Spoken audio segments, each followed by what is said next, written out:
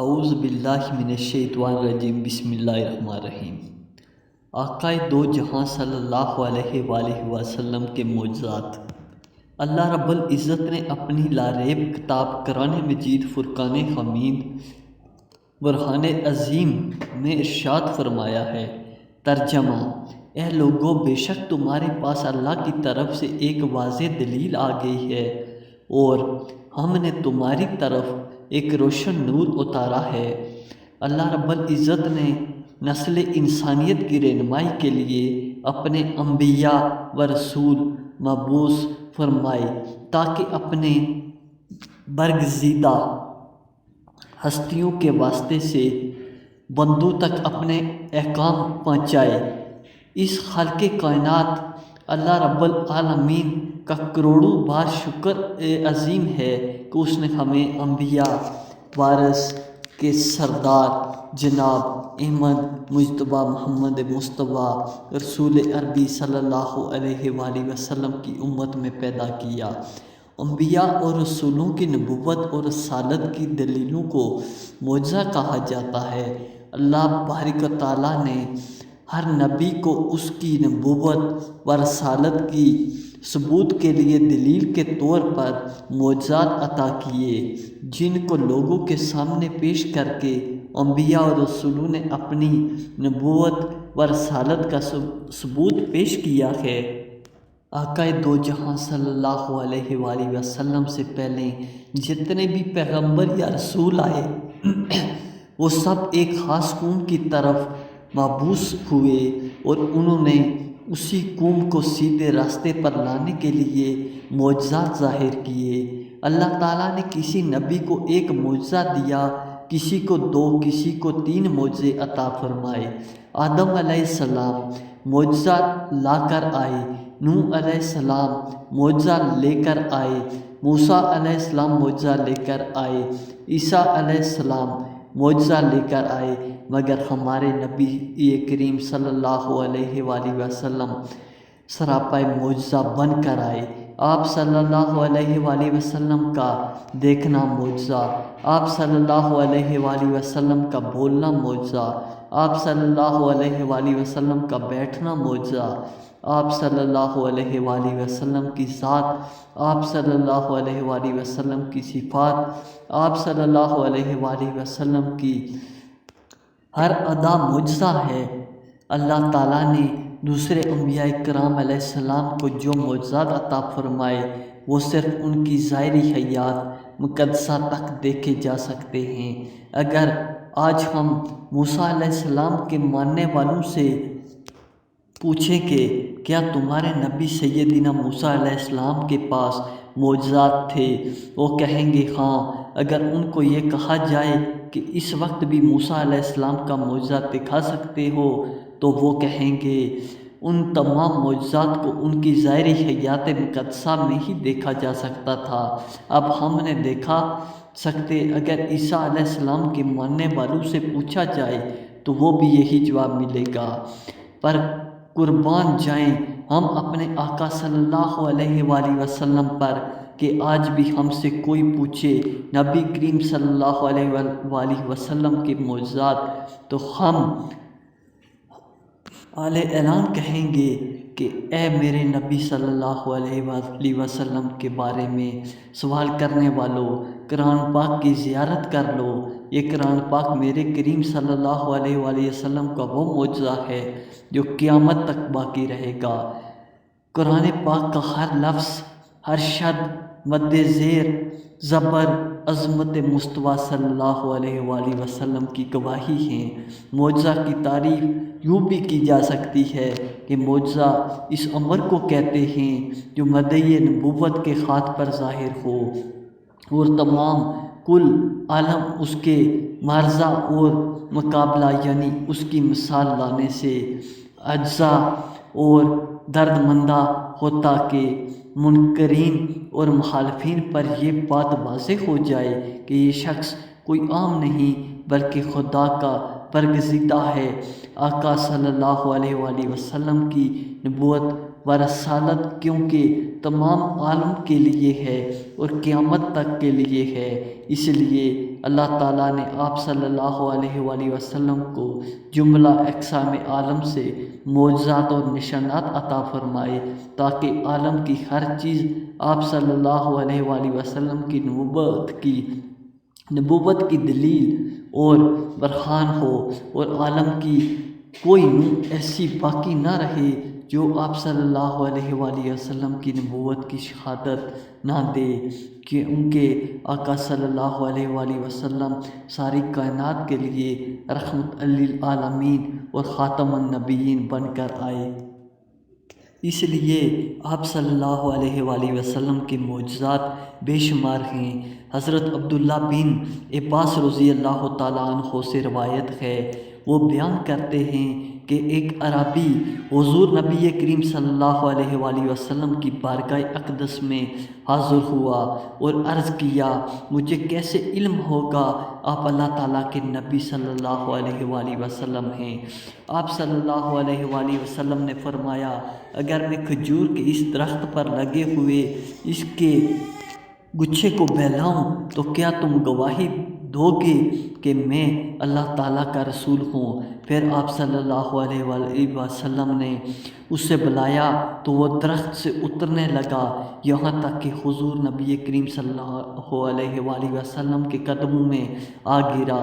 پھر آپ صلی اللہ علیہ وآلہ وسلم نے اس سے فرمایا، واپس چلے جاؤ، تو وہ واپس چلا گیا۔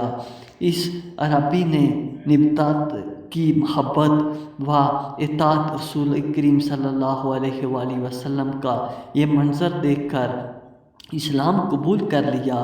ایک مرتبہ مشرکین مکہ آقا صلی اللہ علیہ وآلہ وسلم کے پاس آئے اور کہنے لگے، اگر آپ اللہ پاک کے سچے رسول ہیں تو چاند کے 2 ٹکڑے کر کے دکھاؤ۔ آپ صلی اللہ علیہ وآلہ وسلم نے فرمایا، پھر کیا تم مجھ پر ایمان لاؤ گے؟ انہوں نے کہا، اگر آپ چاند کے 2 ٹکڑے فرما دیں تو ہم آپ کا کلمہ پڑھ کر مسلمان ہو جائیں گے۔ چنانچہ اس رات چاند کی 14 تاریخ تھی۔ چاند اپنے پورے شباب کے ساتھ چمک رہا تھا۔ جو نبی آقا صلی اللہ علیہ وآلہ وسلم نے اپنی انگشت مبارک سے چاند کی طرف اشارہ کیا تو چاند 2 ٹکڑے ہو گیا۔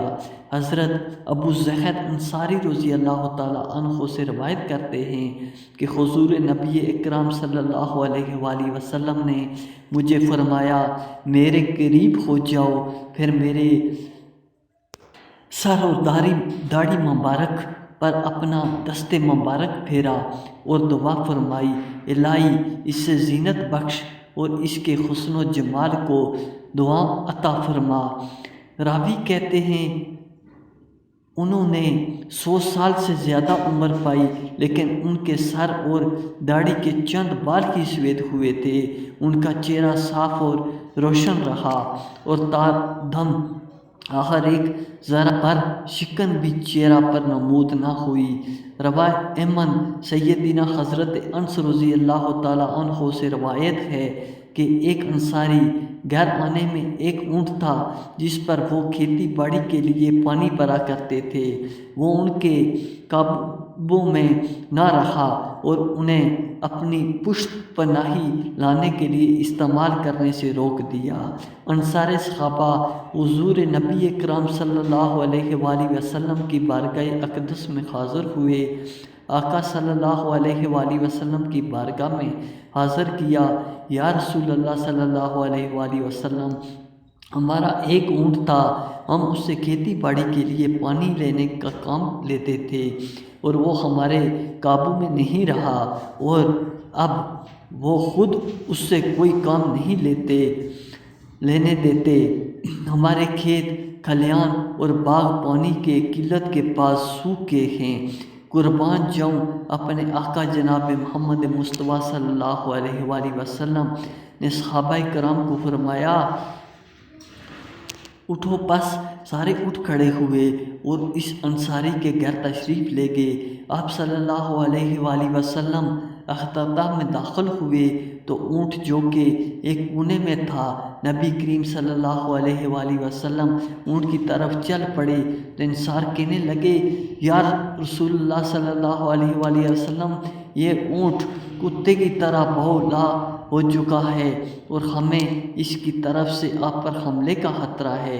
حضور نبی کریم صلی اللہ علیہ وآلہ وسلم نے فرمایا، مجھے اس سے کوئی نقصان نہیں ہوگا۔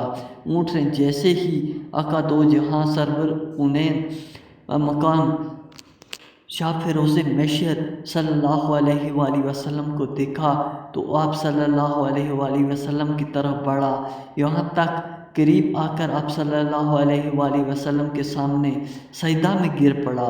حضور نبی کریم صلی اللہ علیہ وآلہ وسلم نے اسے پیشانی سے پکڑا اور حسب سابق دوبارہ کام پر لگا دیا۔ صحابہ کرام علیہ رضوان نے یہ دیکھ کر آپ صلی اللہ علیہ وآلہ وسلم کی خدمت میں عرض کیا، یا رسول اللہ صلی اللہ علیہ وآلہ وسلم، یہ تو بے عقل جانور ہوتے ہوئے بھی آپ صلی اللہ علیہ وآلہ وسلم کو سجدہ کر رہا ہے، اور ہم تو عقل مند ہیں، اس سے زیادہ حقدار ہیں کہ آپ صلی اللہ علیہ وآلہ وسلم کو سجدہ کریں۔ ایک اور روایت میں ہے کہ صحابہ کرام علیہ رضوان نے عرض کیا، یا رسول اللہ صلی اللہ علیہ وآلہ وسلم، ہم جانوروں سے زیادہ آپ صلی اللہ علیہ وآلہ وسلم کو سجدہ کرنے کے حقدار ہیں۔ آپ صلی اللہ علیہ وآلہ وسلم نے فرمایا، کسی فرد بشر کے لیے جائز نہیں کہ وہ کسی بشر کو سجدہ کرے، اور اگر کسی بشر کو سجدہ کرنا جائز ہوتا تو میں بیوی کو حکم دیتا کہ وہ اپنے شوہر کو اس کی قدر و منزلت کی وجہ سے سجدہ کرے جو کہ اس سے بیوی پر حاصل ہے۔ احمد بن حنبل طبرانی درجہ بالا حدیث مبارکہ سے یہ معلوم ہوتا ہے کہ ہر وقت صحابہ کرام علیہ السلام رضوان کا دل سجدہ کرنے کے لیے مچلتا تھا۔ آج جو لوگ یہ کہتے پھر رہے ہیں کہ نماز میں نبی کریم صلی اللہ علیہ وآلہ وسلم کا خیال ہونے سے نماز ٹوٹ جاتی ہے، خدا کے بندو، آؤ اس حدیث مبارکہ کا مطالعہ کرو۔ حضرت عبداللہ بن عباس رضی اللہ تعالیٰ عنہ فرماتے ہیں کہ ایک مرتبہ حضور نبی کریم صلی اللہ علیہ وآلہ وسلم کے عہد مبارک سے سورج گرہن ہوا اور آپ صلی اللہ علیہ وآلہ وسلم نے نماز کسوف پڑھائی۔ صحابہ کرام علیہ رضوان نے عرض کیا، یا رسول اللہ صلی اللہ علیہ وآلہ وسلم نے دیکھا کہ آپ نے اپنی جگہ پر کھڑے کھڑے کوئی چیز پکڑی، پھر ہم سے دیکھ کے آپ کسی قدر پیچھے ہٹ گئے۔ آقا دو جہاں صلی اللہ علیہ وآلہ وسلم نے فرمایا، مجھے جنت نظر آئی تھی، میں نے اس میں سے ایک گوشہ پکڑ لیا، اگر اس سے توڑ لیتا تو تم رہتی دنیا تک اس سے کھاتے رہتے۔ بخاری مسلم شریف۔ اللہ پاک ہم سفر کا مدینہ صلی اللہ علیہ وآلہ وسلم کی سچی اور پکی غلامی نصیب فرمائے۔ آقا صلی اللہ علیہ وآلہ وسلم کے اسوہ حسنہ پر چلنے اور اس کے مطابق زندگی گزارنے کی توفیق عطا فرمائے۔ وطن عزیز پاکستان کو امن سلامتی کا گہوارہ بنائے۔ ملک پاکستان میں نظام مصطفیٰ صلی اللہ علیہ وآلہ وسلم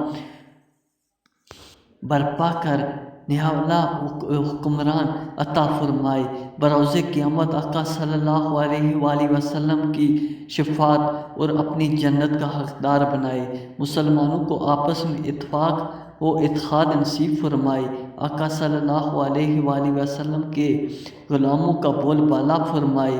دشمنان اسلام، منافقین، حاسدین کا منہ کالا فرمائے۔ اللہ پاک میرے اس کاوش کو بارگاہ لم یزل میں قبول فرمائے اور اس سے بروز قیامت ہم سب کے لیے ذریعہ نجات بنائے۔ آمین ثم آمین یا رب العالمین۔